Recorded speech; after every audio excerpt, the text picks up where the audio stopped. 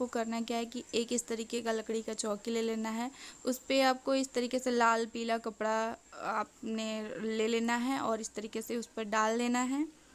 और उसके बाद हम यहाँ पे लेंगे एक पत्ता, और ये मैंने देखिए तोरई का पत्ता लिया हुआ है। आप ज़रूरी नहीं है कि आप तोरई का ही पत्ता लीजिए, आप कोई और भी पत्ता ले सकते हैं, जैसे झींगी वगैरह का भी पत्ता, जो जिसको हम झींगी बोलते हैं, उसका भी पत्ता आप ले सकते हैं। या फिर अगर ये सब नहीं मिल रहा है तो आप पान का पत्ता का भी इस्तेमाल कर सकते हैं। तो सबसे पहले हमने जिमुतवाहन जी के लिए, चील से आयरन के लिए ये तोरई का पत्ता का आसन लगा दिया है। और ये हमने चावल लिया है अक्षत के लिए, सफ़ेद चावल, तो इसको हम थोड़ा पीला कर ले रहे हैं हल्दी डालकर। इस तरीके से हल्दी और पानी मिला के इसको पीला कर लेना चाहिए। और अब देखिए ये मैंने थोड़ा थोड़ा चावल डाल दिया है तोरई के पत्ते पे, जिस पे हम भगवान जी को विराजमान करेंगे। और यहाँ पे मैं आपको मूर्ति बना के नहीं दिखा रही हूँ, मूर्ति बनाने की विधि जो है वो भी मैंने अपने चैनल पे अपलोड की है। आप चाहे तो जिमुतवाहन जी, चील सियारन किस तरीके से मिट्टी से बनाते हैं आप बना सकते हैं। तो अभी मैं सिर्फ आप सबको ऐसे करके दिखा रही हूँ कि अगर आपसे उतना नहीं हो पाता तो बस आप इससे मिट्टी लीजिए, मिट्टी को गीला करके, और ऐसे 3 जगह आप रख दीजिए, एक जगह जिमुतवाहन जी और 2 जगह मतलब एक चील एक सियारन, इस तरीके से आप बना लीजिए। तो ऐसे आपको मूर्ति स्थापित कर देनी है। अगर आपके यहाँ मूर्ति बनाया जाता है तो बहुत जगह क्या होता है कि अरियार बरियार की पूजा की जाती है, बहुत जगह नदी तालाब के पास जाके वहीं पे सूर्य भगवान को जल दे के पूजा कर लिया जाता है, कथा वगैरह सुन लिया जाता है। लेकिन बहुत जगह घर में भी इस तरीके से लोग करती हैं। तो देखिए अभी सब लोग का आसन लगा लेने के बाद मैंने यहाँ पे चौक बनाया है। चौक बनाने के लिए आप चावल के आटे का इस्तेमाल कर सकते हैं, गेहूं के आटे से भी आप रोली हल्दी से भी चौक बना सकते हैं, अबीर से भी बना सकते हैं। तो इस तरीके से चौक बना लिया है। और उसके बाद सबसे पहले हमें गणेश जी की पूजा करनी होती है। किसी भी पूजा पाठ में शुरुआत गणेश भगवान से ही किया जाता है। तो सबसे पहले हम इनकी पूजा करेंगे। तो मैंने यहाँ पे पान के पत्ते पे गणेश जी को विराजमान किया है और मैंने सुपारी से गणेश जी बना दिया है।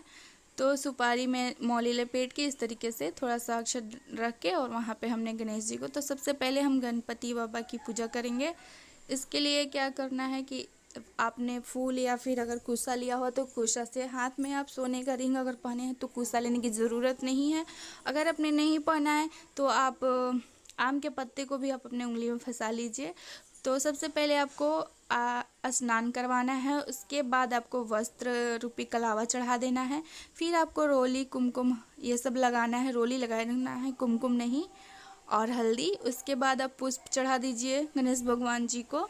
और फिर जो भी आपने भोग के लिए सामान लिया है प्रसाद वगैरह में, वह फल और मीठा जो भी आपने लिया है वो सब आप चढ़ा दीजिए। तो देखिए यहाँ पे हम नीचे ही रख रहे हैं, वैसे आप प्लेट में भी इसको रख सकते हैं। बाकी हमारे यहाँ पंडित जी आते हैं तो इसी तरीके से पूजा करवाते हैं, नीचे ही थोड़ा सा पत्ता वगैरह रख के हम सारा कुछ प्रसाद वगैरह चढ़ा देते हैं। आप चाहे तो प्लेट में सेपरेट तरीके से भी चढ़ा सकते हैं। उसके बाद अब हम कलश की स्थापना करेंगे, दीप कलश की। तो हम कलश को ही सरोवर मान के, तालाब मान के और मतलब पूजा कर लेते हैं, ठीक है। सभी देवी देवताओं को हम इसमें आमंत्रित करके पूजा कर लेते हैं। तो सबसे पहले हमने अष्टदल कमल चावल से बना लिया है, सिंपल सा, बहुत ही आसान है बनाना, आप भी ऐसे बना लीजिएगा। उसके बाद आपको एक लोटा लेना है, लोटे पे आपको स्वास्तिक का चिन्ह बना देना है और लोटे के जो गले में है कलावा लपेट देना है, इस तरीके से रक्षा सूत्र बांध देना है। अब हमें लोटे में जल भरना है। तो देखिए इस तरीके से बना के आप ज़रूर रख लीजिएगा। अब हम इसमें गंगा जल मिक्स किया हुआ, यहाँ पे मैंने जल रखा हुआ है, इसमें जल और गंगा जल दोनों हैं। तो ये हम लोटे में डाल देंगे। और अब हम इसमें डालेंगे देखिए कुमकुम। उसके बाद हम इसमें डाल रहे हैं थोड़ा सा अक्षत, और यहाँ पे मैंने एक सुपारी डाल दिया है, थोड़ा सा पान का पत्ता डाल दिया है तोड़कर, एक सिक्का डाल दिया है, और हल्दी की गांठ है तो आप वो डाल दीजिए, नहीं है तो आप हल्दी पाउडर जो है आपने लिया हुआ है वो डाल दीजिए, और फूल डाल दीजिए, ठीक है। इतना कुछ आपको जल में मतलब कलश जो है उसमें डाल देना है।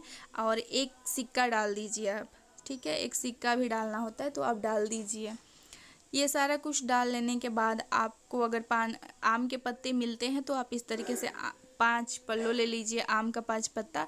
अगर नहीं मिलता है तो आप अशोक का पत्ता ले लीजिए और उसको इस तरीके से रख के लोटे के अंदर, और आप ऊपर से चावल भली कटोरी रख दीजिए और फिर एक दिया रख दीजिए और दिया को आप जला दीजिए। क्योंकि हम अब कलश की पूजा करेंगे तो दिया जो है हमें जला लेना है। तो अब हम दिया जला के कलश की पूजा करेंगे। तो सबसे पहले देखिए कोई भी पूजा होता है तो गणेश जी की पूजा की जाती है, फिर हम कलश दीप कलश की पूजा करते हैं, कलश स्थापना जो करते हैं कलश की पूजा, तब हम भगवान जी की पूजा करते हैं। तो बस वैसे ही हम जल से आचमन करके, जल से स्नान करवा के उसके बाद हम कलावा चढ़ा देंगे लोटे के ऊपर। फिर हम लोटे के ऊपर ये देखिए कुमकुम वगैरह लगा देंगे, रोली, उसके बाद अक्षत, ये सब जैसे नॉर्मल पूजा किया जाता है वैसे पूजा आपको कर लेना है। प्रसाद वगैरह वहाँ कलश के पास भी आपको चढ़ा देना है, फल वगैरह, फूल, और जो भी आपने प्रसाद में मीठा में रखा है वो सब आप चढ़ा दीजिए। कलश की पूजा इस तरीके से करके आपने धूप दिखा देना है, और धूप दिखाकर जो है हम कलश की पूजा इस तरीके से पूरा कर लेंगे। कलश की पूजा कर लेने के बाद आप अपना जीतिया जो है वो ले लीजिए, और जो आपने धागे का जीतिया रखा, देखिए हमारे यहाँ है कि सोने का भी जीतिया हम ले लेते हैं और धागे का भी ले लेते हैं। तो आप अगर सिर्फ सोने का ही लेते हैं तो कोई बात नहीं, वही रख लीजिए। और उसके बाद फिर हम जिमुत वाहन जी पर जो है स्नान करवाएंगे उनको, और चील सियारिन को, क्योंकि उन लोगों ने भी व्रत किया था तो उन्हें भी स्नान करवा के उनकी भी पूजा की जाती है। उसके बाद हम अपने जीतिया पर भी थोड़ा सा इस तरीके से जल का छिड़काव करेंगे। फिर हम वस्त्र रूपी कलावा चढ़ा देंगे भगवान जी को, सब लोग को चढ़ा देंगे, चील सियारन को भी चढ़ा देंगे। जीतिया पे नहीं चढ़ाना है, ठीक है। जीतिया को बस इतना ही करना रहता है कि जल का छिड़काव करके और जीतिया पे सिंदूर का जो है टीका लगा दिया जाता है, तो और उसकी पूजा हो जाती है। और अब हम जिमुत वाहन जी को रोली का टीका लगाएंगे, चंदन रोली का टीका आप लगा सकते हैं।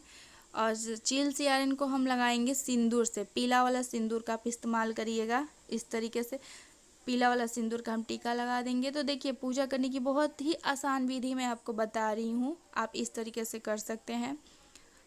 अकेले भी आप कर सकते हैं, अगर आप पंडित जी नहीं आए हैं तो आप अकेले भी इस तरीके से पूजा कर सकते हैं। तो जितिया पे भी आपको इस तरीके से सिंदूर का जो है टीका लगा देना होता है। अब हम जनेऊ पहनाएंगे जिमुत वाहन जी के लिए, आप इस तरीके से जनेऊ जरूर ले लीजिएगा। अगर ये आप नहीं ले पाए तो जो इस तरीके से कच्चा सूता होता है उसको 4-5 बार लपेट लीजिए, और वो जनेऊ रूपी आप बना के और भगवान जी पे चढ़ा सकते हैं। गणेश जी के लिए भी आप चाहे तो ले सकते हैं, मैंने यहाँ सिर्फ जिमुत वाहन जी के ही लिए, उन्हीं के लिए लिया है।